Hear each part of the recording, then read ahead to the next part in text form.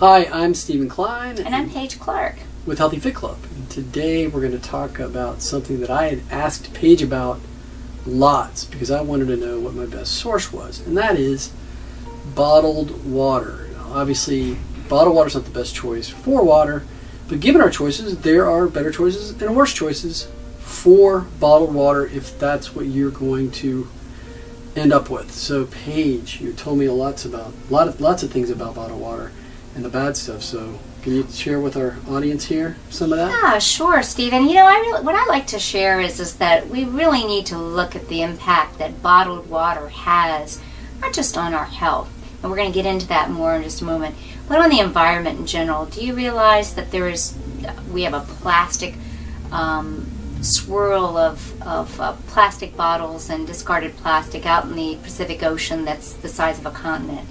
And so something's got to give, because these plastics take years and years to biodegrade, and many don't at all.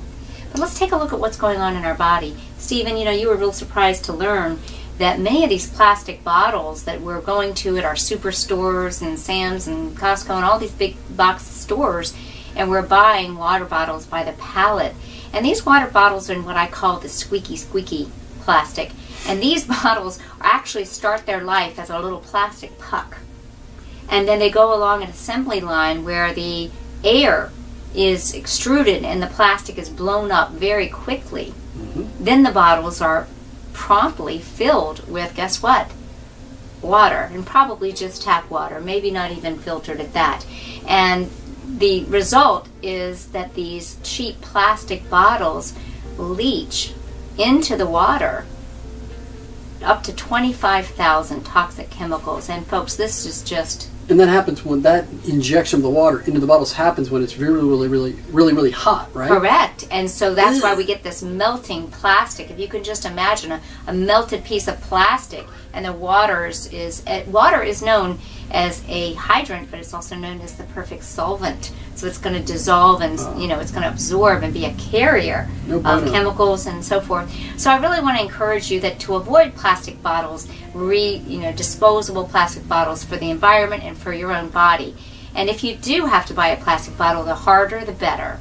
And if you're going to buy a bottle that you're going to dispose, better to buy a glass bottle. Stephen? I have a glass bottle. Not to advertise a brand or anything, but Paige recommended that I get glass. I found a good deal on 3 of these.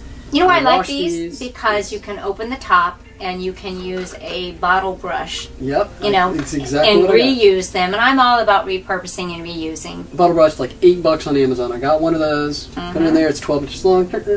Clean. Fill it back up with good, healthy water, not tap water. There are less regulations on bottled water than there are tap water. That sounds absurd. A few years ago, I was so upset about tap water, but when I realized that the amount of chemicals that may be in tap water, were probably somewhat less than what we're seeing in these cheap, flimsy plastic bottles. So I encourage you to, research and get good filtered water that you can then add to a reusable, recyclable glass or stainless steel container that you can use. And we think that's a real good tip for living healthy life and peak performance.